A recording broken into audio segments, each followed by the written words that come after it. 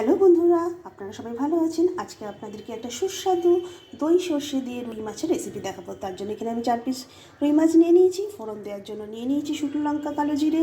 এখানে একটা মিডিয়াম সাইজের পেঁয়াজ পেস্ট করে নিয়েছি, একটা টমেটো পেস্ট করে নিয়েছি, দই আর সর্ষে একসাথে পেস্ট করে নিয়েছি। এখানে আছে 2 চামচ দই, আর আছে 1 চামচ সর্ষে, পেঁয়াজের বেরেস্তা, এখানে আছে কাশ্মীরি লঙ্কার গুঁড়ো, স্বাদ মতো নুন আর হলুদ গুঁড়ো। এবার চলুন মাছগুলো ভেজে নিই।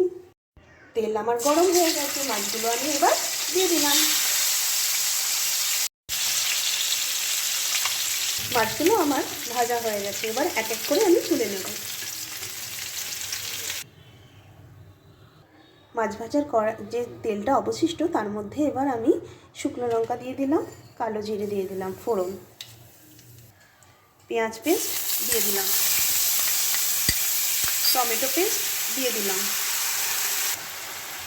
1 চামচ নুন দিয়ে দিলাম, হলুদ দিয়ে দিলাম, কাশ্মীরি লঙ্কা গুঁড়ো দিয়ে দিলাম। মশলাটা ভালো করে কষিয়ে নেব। যেহেতু দই দিয়ে করব, 1/2 চামচ চিনি দিয়ে দিলাম।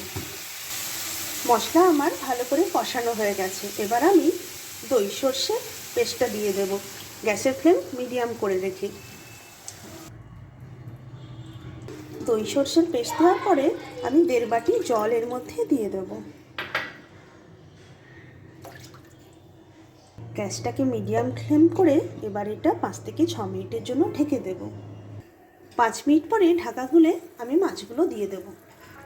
মাছগুলো দেওয়ার পরে 3 মিনিটের জন্য আবার ঢেকে দেব।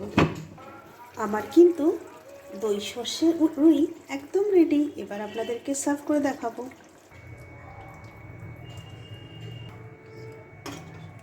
এবার আমি ওপর থেকে বেরেস্তা ছড়িয়ে দিলাম।